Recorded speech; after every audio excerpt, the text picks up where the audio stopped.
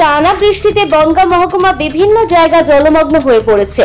মঙ্গলবার উত্তর 24 পরগনা জেলা পরিষদের সভাধিপতি নারায়ণ গোস্বামী, গাইঘাটা বিডিও, গাইঘাটা পঞ্চায়েত সমিতির সভাপতিকে সঙ্গে নিয়ে গাইঘাটায় সুটিয়া গ্রাম পঞ্চায়েতে বলদেঘাটা ব্রিজ এলাকায় জলমগ্ন এলাকা পরিদর্শন করেন।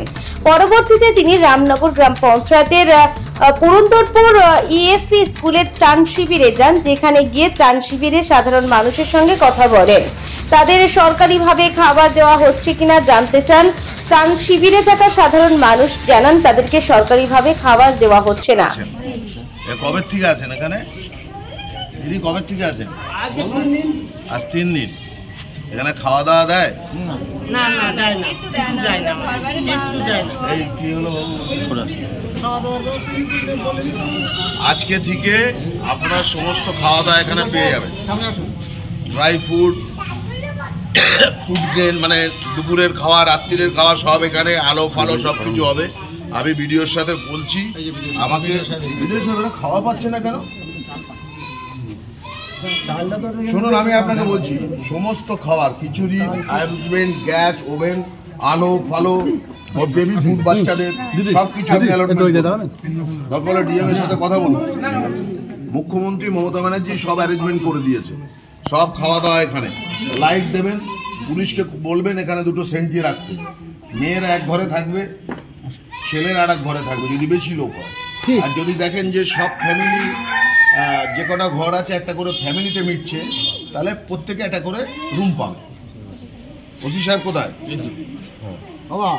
যত রিলিফ সেন্টার আপনি 2টো করে ফোর্স রাখবেন, যাতে সেখানে অপকর্ম না হয়। ঠিক আছে? লাইট ফাইট সমস্ত সব ব্যবহার করুন। ত্রাণ শিবির আমার এই কাকা বিরাট ভালো লোক। ঠিক আছে, আমি বুঝতে পেরেছি। এখানে খাওয়ার ব্যবস্থা হয় 9টা শিবিরেই। তুই দেখ, পঞ্চায়েত আপনার যা বক্তব্য আছে বিডিওকে বিল করে দেবেন। আমি ডিএমকে বাকি কথা বলে নিচ্ছি। ত্রাণ শিবিরে থাকলে প্রশাসনের দায়িত্ব তাদেরকে সব বেলা খাওয়ানো। ক্লিয়ার? বাড়ি যখন ফিরবে, যদি ঘর ভেঙে যায় ত্রিপল দিয়ে বাড়ি পাঠাবেন। আর শুধু সবাইকে বলবেন, জলমগ্ন এলাকায়, জলবন্দী এলাকার স্থানীয় পাইপ জলে যেন জল না খায়। দরকার হলে বিডিও সাহেব পিএইচই পাইপ ওয়াটার পাঠাবে, সেই জল যেন খায়। বন্যায় মেন সমস্যা হচ্ছে আগে কলেরা ডায়রিয়া হয়, তারপরে চুলকানি হয়। এটা হচ্ছে মেন, জল থেকে হয়।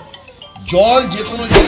এরপরে বিডিও এবং পঞ্চায়েত প্রধানকে দ্রুত খাবার দেওয়ার ব্যবস্থা করতে নির্দেশ দেন নারায়ণ গোস্বামী। বন্যা কবলিত সাধারণ মানুষ খাল সংস্কার এবং ত্রিপলের দাবি জানিয়েছে জেলা পরিষদের সভাধিপতিকে।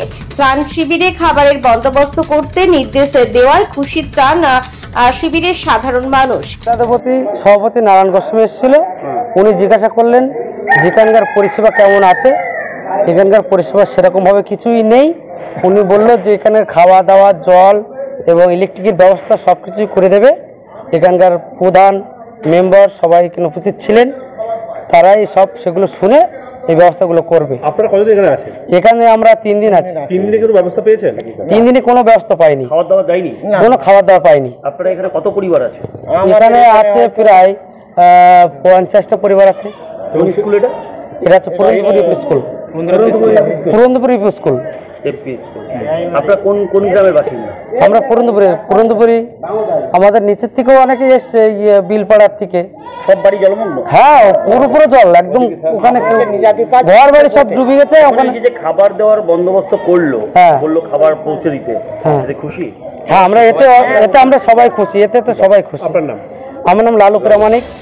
এই বিষয়ে উত্তর 24 পরগনা জেলার পরিষদের সভাপতি নারায়ণ গোস্বামী জানিয়েছেন, গতকাল মুখ্যমন্ত্রী আমাকে বন্যা কবলিত এলাকা পরিদর্শনের জন্য নির্দেশ দিয়েছিলেন।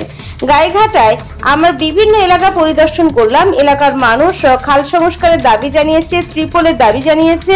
দ্রুত কি করে সমাধান করা যায় সে বিষয়ে আমরা দেখছি।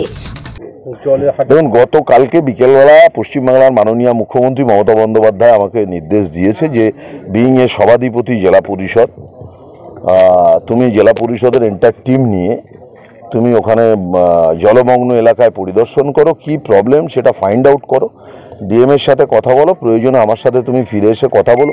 একটা প্রশাসনিক বৈঠক করার কথা উনি বলেছেন।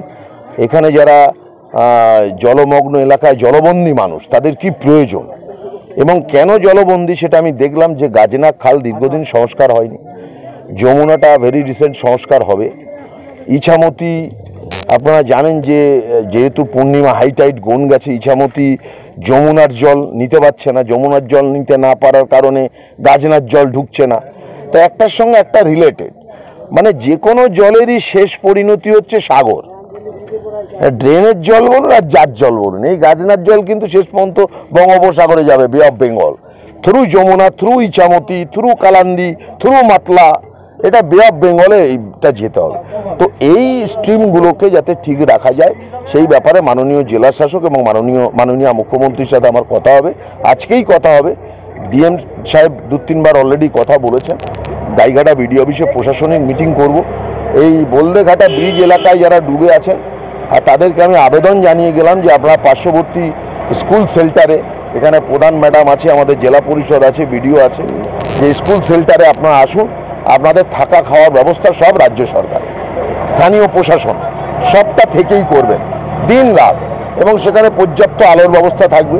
মেয়েদের জায়গা আলাদা, মেয়ে বাচ্চাদের জায়গা আলাদা, পুরুষদের জায়গা আলাদা, অর্থাৎ এবং সেখানে পর্যাপ্ত আলো, পুলিশ সিকিউরিটি, যাতে কোনো রকমের অপকর্মও না হয় ত্রাণ শেল্টারে, সে ব্যাপারটা আমরা প্রশাসন সজাগ দৃষ্টি আছি।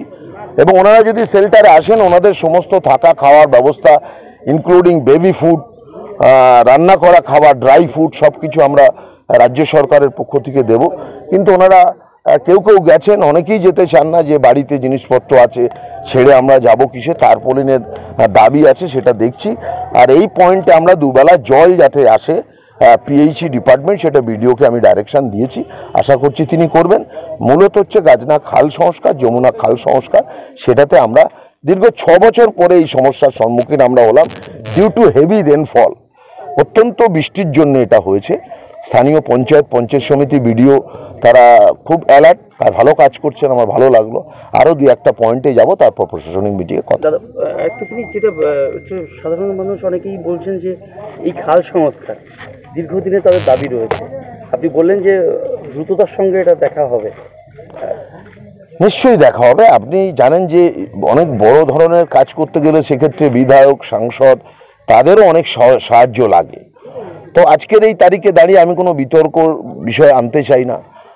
আমি তো শুনেছিলাম যে ইছামতি নদী সংস্কারের জন্য 100 কোটি টাকা কলকাতা পোর্ট ট্রাস্ট নাকি IWD ডিপার্টমেন্ট কাজ করেছেন। কোথায় তার নমুনাটা কোথায়? এই প্রশ্নগুলো আসবে। আজকের এসব করতে চাই না। আজকে বন্যা পীড়িত মানুষ, জলবন্দী মানুষের পাশে থাকাটাই আমাদের কাছে চ্যালেঞ্জ। কত পরিবার জলের তলায়? দেখুন, এক্স্যাক্ট আমি আপনাকে পরে বলবো, গাইঘাটা বিডিও অফিসে বসার পরে এক্স্যাক্ট ফিগারটা বলতে পারবো।